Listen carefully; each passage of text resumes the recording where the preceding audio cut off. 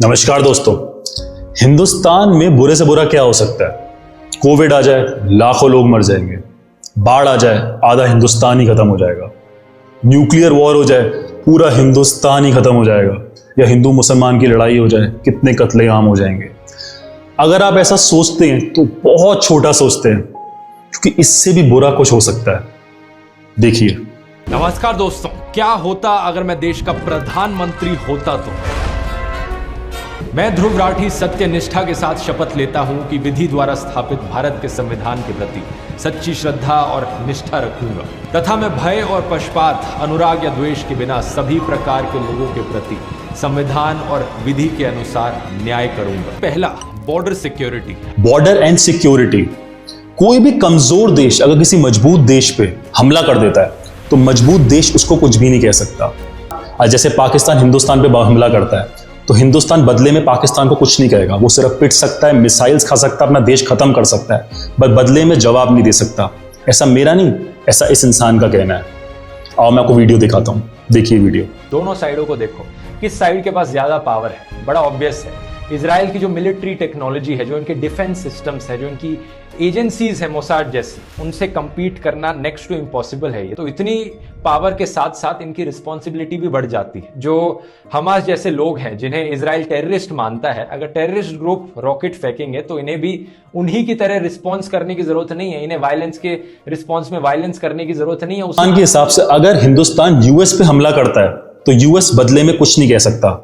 ऐसे इंसान की सोच है। ये प्रधानमंत्री बनेगा, मैं अगर प्रधानमंत्री होता तो ये करता। ऐसे बोलने से कुछ नहीं होता, आपको करना भी पड़ता है। दूसरा हो सकता है आतंकवादी हमलों से सेफ्टी। साल 2001 में हमने देखा पार्लियामेंट पर टेरर अटैक, 2008 में मुंबई टेरर अटैक, 2015 में गुरदासपुर आतंकवादी हमला। हिंदुस्तान में टेररिस्ट अटैक दो टाइप के होते हैं। पहला जो हिंदुस्तान के अंदर टेररिस्ट अटैक हो रहा है, ये सबसे खतरनाक होता है। इससे देश अंदर ही अंदर खत्म होता है। जैसे एनआरसी और सीए जब लागू हुआ था तो पूरा का पूरा दिल्ली ब्लॉक हो गया था। इसमें बहुत हमले हो रहे थे।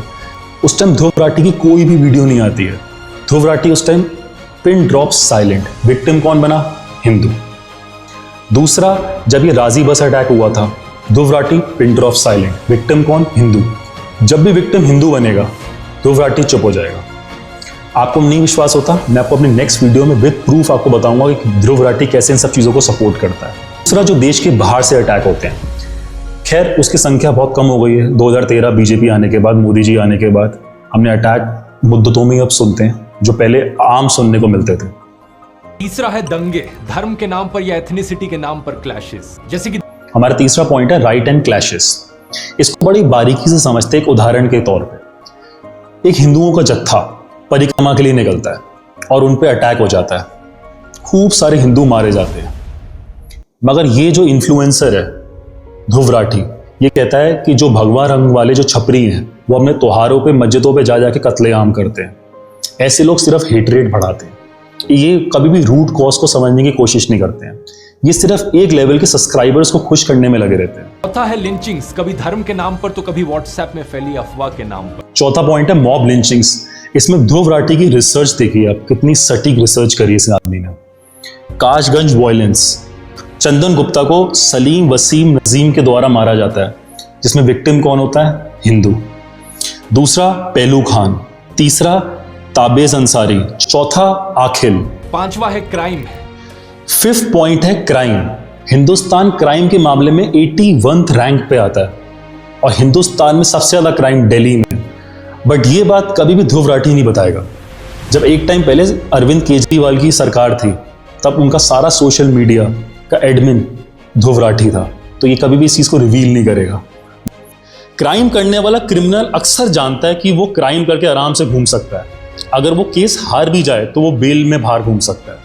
अगर उस पर केसेस 3, 4, 5, 6, 7, 8 जितने ज्यादा होंगे, उसकी समाज में इज्जत उतनी ज्यादा होगी। अगर कोई भी क्रिमिनल क्राइम करता है तो उसका फैसला लॉ एंड ऑर्डर के हिसाब से उसी दिन होना चाहिए और वो अरेस्ट होना चाहिए। अगर हम सारे लॉस ट्रिक अगर लेने लग गए, जिसका मेरे को सबसे बड़ा एग्जांपल दुबई लगता है, वहाँ पे क्राइम रेट निग्लिजिबल है क्योंकि वहाँ का लॉ एंड ऑर्डर बहुत स्ट्रिक्ट है। वो चीज़ों को आगे टालते नहीं है। अगर यही फॉर्मूला अगर हिंदुस्तान फॉलो करता है तो हिंदुस्तान में क्राइम रेट बहुत स्पीड से गिरने लग जाएगा। छठा है एक्सीडेंट। वर्ल्ड में टॉप 5 कंट्रीज में हिंदुस्तान का नाम आता है रोड एक्सीडेंट्स में। एवरेज हर दिन 2 इंडियंस मरते हैं रोड एक्सीडेंट की वजह से, और इसके पीछे सिर्फ एक ही रीज़न है कि स्टैंडर्डाइज रोड्स नहीं बनती। जब हमको गाड़ी की वारंटी मिलती है, एक चार्जर तक की वारंटी मिलती है, छोटी से छोटी चीज़ों की भी वारंटी मिलती है, तो हमको रोड्स की गारंटी क्यों नहीं मिलती? रोड्स 5 से 10 साल की वारंटी होनी चाहिए। और रोड्स में कोई भी पॉट होल्स या कोई भी पुल गिरने की वजह से अगर किसी भी इंसान की जान जाती है तो उसकी पूरी की पूरी जिम्मेदारी सरकार को उठानी चाहिए। अगर फैमिली से कोई एक फैमिली मेंबर चला जाता है इस दुनिया से, तो सरकार भावनात्मक रूप में तो कुछ मदद नहीं कर पाएगी, बट प्रैक्टिकल रूप में उस इंसान की फैमिली की पूरी रिस्पॉन्सिबिलिटी सरकार को उठानी चाहिए। हमारे लॉज इतने स्ट्रिक्ट होने चाहिए कि अगर कोई भी पुल गिरता है और लोगों की मौत हो जाती है तो इस इंसान का लाइसेंस भी कटना चाहिए। जितने लोग मरते हैं उन सब की रिस्पॉन्सिबिलिटी सरकार को उठानी चाहिए। तो रूल्स स्ट्रांग होना बहुत ज़रूरी है रोड एक्सीडेंट्स को रोकने के लिए। अब हम वीडियो के अंत में आते हैं और इस इंसान की कुछ रियलिटी बताते हैं। ये इंसान पहले जब एंटी मुस्लिम था तो ये पोस्ट करता था, people who wants to have different laws of their own religion think about the following. Hereby I created a new religion called Meri Marzi. In my religion it is allowed to murder people. It is our ritual to burn our second child alive when he or she is 5 years old. Please accept the cultural division of India. I don't want government interfering in rituals for my religion. So don't try to arrest me for following my religion. ऐसी मानसिकता वाला इंसान हिंदुस्तान को किस level पे तबाही देगा, जिसकी ये सोच है कि मैं अपना खुद का रिलीजन बनाऊंगा। इन सारी बातों को मुझे आप तक पहुंचाने में फर्क पड़ता है। जय श्री राम।